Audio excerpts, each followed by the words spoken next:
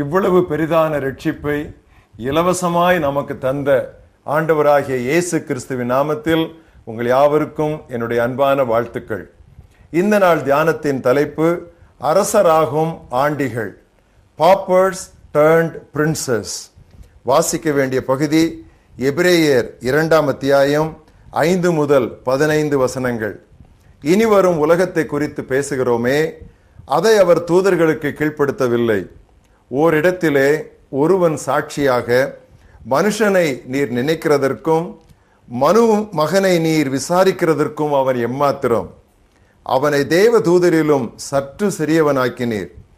மகிமையினாலும் கனத்தினாலும் அவனுக்கு முடிசூட்டி உமது கரத்தின் கிரியைகளின் மேல் அவனை அதிகாரியாக வைத்து சகலத்தையும் அவனுடைய பாதங்களுக்கு கீழ்ப்படுத்தினீர் என்று சொன்னான். சகலத்தையும் அவனுக்கு கீழ்ப்படுத்தினார் என்கிற விஷயத்தில் அவர் அவனுக்கு கீழ்ப்படுத்தாத பொருள் ஒன்றுமில்லை. அப்படி இருந்தும் இன்னும் அவனுக்கு சகலமும் கீழ்ப்பட்டிருக்க காணோம். என்றாலும் தேவனுடைய கிருபையினால் ஒவ்வொருவருக்காகவும் மரணத்தை ருசி பார்க்கும்படி தேவ தூதரிலும் சற்று சிறியவராக்கப்பட்டிருந்த இயேசு மரணத்தை உத்தரித்தது நிமித்தம் மகிமையினாலும் கனத்தினாலும் முடிசூட்டப்பட்டதை காண்கிறோம். ஏனென்றால் தமக்காகவும் தம்மாலேயும் சகலத்தையும் உண்டாக்கினவர் அநேகம் பிள்ளைகளை மகிமையில் கொண்டு வந்து சேர்க்கையில் அவர்களுடைய இரட்சிப்பின் அதிபதியை உபத்திரவங்களினாலே பூரணப்படுத்துகிறது அவருக்கு ஏற்றதாயிருந்தது. எப்படியெனில் பரிசுத்தம் செய்கிறவரும் பரிசுத்தம் செய்யப்படுகிறவர்களுமாகிய யாவரும் ஒருவராலே உண்டாயிருக்கிறார்கள்.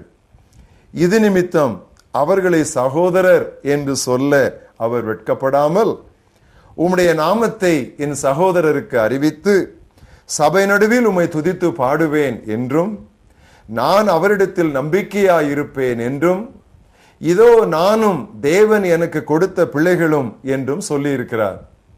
ஆதலால் பிள்ளைகள் மாம்சத்தையும் இரத்தத்தையும் உடையவர்களாய் இருக்க அவரும் அவர்களைப் போல் மாம்சத்தையும் இரத்தத்தையும் உடையவரானார். மரணத்துக்கு அதிகாரியாகிய பிசாசானவனை தமது மரணத்தினாலே அழிக்கும்படிக்கு ஜீவகாலமெல்லாம் மரண பயத்தினாலே அடிமைத்தனத்திற்குள்ளானவர்கள் யாவரையும் விடுதலை பண்ணும்படிக்கும் அவர் அப்படியானார்.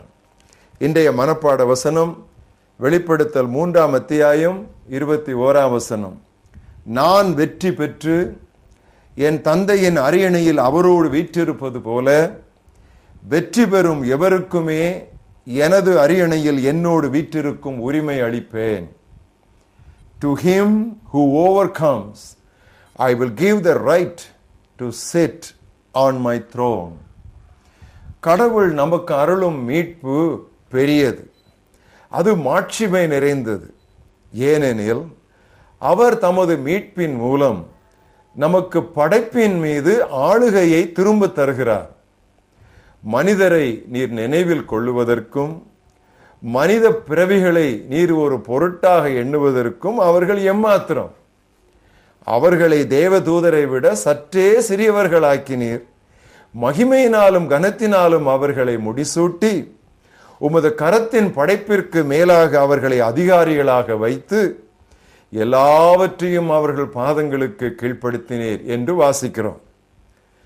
கடவுளின் பெரும் படைப்பிற்கு முன் மனிதன் எத்தனை சிறியவன்! நாம் தூசிதான்.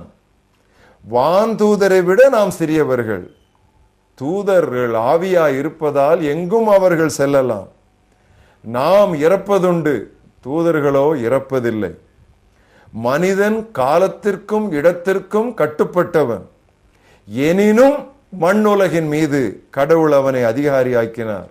ஆதியாகமம் 1:28 வாசிக்கிறோம், சகலத்தையும் ஆண்டு கொள்ளுங்கள் என்று சொல்லி தேவன் ஆதாமையும் ஏவாளையும் ஆசீர்வதித்தார். ஆனால் மனிதன் கடவுளுக்கு கீழ்ப்படியாமல் பாவம் செய்ததால் தனது அதிகாரத்தை இழந்து பயமும் குற்ற உணர்வும் நிறைந்தவனாய் மாறினான். கடவுளோ அவனை அப்படியே விட்டுவிடாமல் தனது மைந்தன் மூலமாக அவனுக்கு மீட்பு அருளுகிறார்.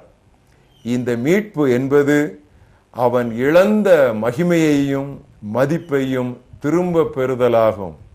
It's a restoration of glory and honor. கெட்ட குமாரனின் சரிதை இச்சத்தியத்தை தெளிவாக விளக்குகிறது. அவனுக்கு உயர்ந்த ஆடையும் கொழுத்த கன்றின் விருந்தும் தரப்படுகிறது. அதாவது உறவு, ஆளுகை, மதிப்பு, மகிழ்ச்சி ஆகிய யாவற்றையும் முழுமையாக அவன் திரும்ப பெற்றுக்கொள்கிறான். மட்டுமல்ல, வேலைக்காரனாய் அண்டிக்கொள்ள வந்த மகனுக்கு மோதிரத்தை அணிவித்ததால் தன்னோடு வீட்டில் அதிகாரியாகும் நிலையில் தந்தை அவனை திரும்ப இருத்தினார். இதுவே மீட்பு, ஆண்டியை அரசனாக்குதல். நாம் திரும்ப பெற்ற அதிகாரத்தில் நிகழ்கால மற்றும் வருங்கால இரு கூறுகளுமே உண்டு. Present aspect as well as the future aspect. விண்ணிலும் மண்ணிலும் எல்லா அதிகாரமும் எனக்கு கொடுக்கப்பட்டிருக்கிறது என்றார் இயேசு. ஆகவேதான் சீடருக்கு பிசாசுகள் கீழ்ப்படிந்தன. மனிதருக்கும் நமக்கும் விரோதமான அந்தகார சக்திகள் மேல் இன்று நாம் இந்த அதிகாரத்தை செலுத்தி அவற்றை மேற்கொள்ளலாம். ஆனாலும் திரும்ப பெறுதல் என்பது எதிர்காலத்தில் தான் முற்று பெறும். எனவேதான் இன்னும் அவனுக்கு கீழ்ப்பட்டிருக்க காணோம் என்று நாம் எபிரேயரிலே வாசிக்கிறோம். பகைவனையும் பழிகாரனையும் அடக்கி போட தேவரீர் குழந்தைகள் வாயினால் வலிமை உண்டாக்கினீர் என சங்கீதம் 8:2 கூறுகிறது. ஆனால் பகைவன் இன்று அடங்கி இல்லையே. ஆனால் ஒரு நாள் வரும், அன்று கடவுள் தம் மக்களுக்கு வெற்றி கொடியாவார். அப்பொழுது பால் குடிக்கும் குழந்தை பாம்பு வலையில் விளையாடும், கட்டுவிரியின் புற்றிலே அது கை வைக்கும். பூமி கடவுளை அறிகிற அறிவினால் மட்டும் நிறைந்திருக்கும். எனவே பிரியமானவர்களே, ரட்சிப்பு என்பது வெறும் பாவ மன்னிப்பு அல்ல, அது நாம் திரும்ப பெறுகிற தேவ மகிமையாம். Salvation is not just forgiveness of sins, it is restoration of God's glory. ஏனென்றால் எல்லாரும் பாவம் செய்து தேவ மகிமை அற்றவர்களானோம். இப்பொழுது நாம் பாவ மன்னிப்பை பெறும் பொழுது தேவ மகிமையை திரும்ப பெற துவங்குகிறோம். எனவேதான் இயேசு சொன்னார், நான் வெற்றி பெற்று என் தந்தையின் அரியணையில் அவரோடு வீற்றிருப்பது போல வெற்றி பெறும் எவருக்குமே எனது அரியணையில் என்னோடு வீற்றிருக்கும் உரிமை அளிப்பேன். To him who overcomes, I will give the right to sit with me on my throne. ஆண்டிகள் அரசராகிறார்கள். Paupers become princes. Hallelujah. எங்கள் மகாபெரிய தேவனே, இந்த அருமையான சத்தியத்திற்காகவும் இந்த தியானத்திற்காகவும் நாங்கள் நன்றி சொல்லுகிறோம். படுகுழியில் கிடந்தோம், சாக்கடையில் கிடந்தோம், நாற்றமெடுத்து கிடந்தோம், தேடுவாரற்று கிடந்தோம், புழுதியில் கிடந்தோம், ஒன்றுமில்லாமல் இருந்தோம். ஆனாலும் உம்முடைய அன்பு எங்களை தேடி வந்ததற்காக நாங்கள் நன்றி சொல்லுகிறோம். வெறுவனே உம்முடைய பிள்ளைகள் என்கிற ஒரே வார்த்தை மட்டுமல்ல, எல்லா ஆசீர்வாதங்களுக்கும் அதிகாரிகளுக்கும் எல்லா விதமான நன்மைகளுக்கும் சுதந்திரவாளிகளாக நீர் எங்களை ஆண்டவரே மாற்றிவிட்டதற்காக நாங்கள் நன்றி சொல்லுகிறோம். உண்மையாகவே இது சாதாரண ரட்சிப்பு அல்ல ஆண்டவரே, இது இவ்வளவு பெரிதான ரட்சிப்பு. உமக்கு நாங்கள் நன்றி சொல்லுகிறோம். இந்த ரட்சிப்பை குறித்து ஏனோ தானோ என்று நாங்கள் கவலையற்று இருக்க வேண்டாம். இந்த ரட்சிப்பை மற்றவர்களுக்கு பறைசாற்றுவதிலும் நாங்கள் மெத்தனமாய் இருக்க வேண்டாம். ஆண்டிகளை அரசராக்கும் செய்தியை விட இந்த உலகத்தில் மேலான நல்ல செய்தி வேறு என்ன ஆண்டவரே? அவிதமான உற்சாகமான ஆவி எங்களை தாங்கும்படி செய்யும். அப்பொழுது பாதகருக்கும் அது வழிகளை உபதேசிப்போம், பாவிகள் உம்மிடத்தில் மனம் திரும்புவார்கள். எங்களை மறுபடியுமாக உம்முடைய கரத்திலே கொடுக்கிறோம்.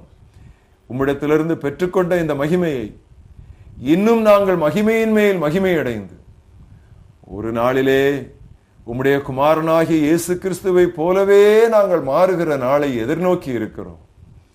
அந்த நாளும் நெருங்கிடுது. தேவ சாயலாக மாறிடுவோம்.